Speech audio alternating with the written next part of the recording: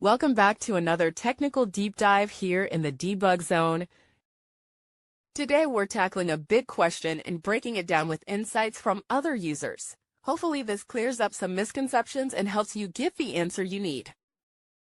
So buckle up, stay a little curious, and let's jump right in.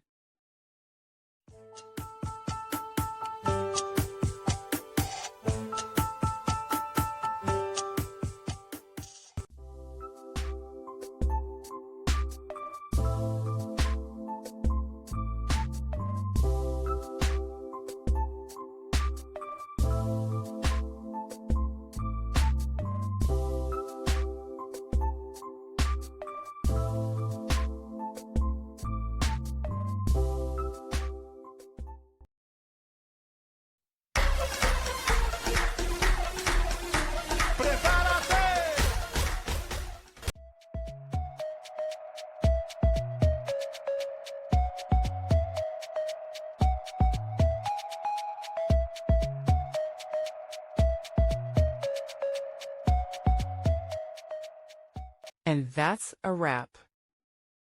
I hope you found the answer you were looking for.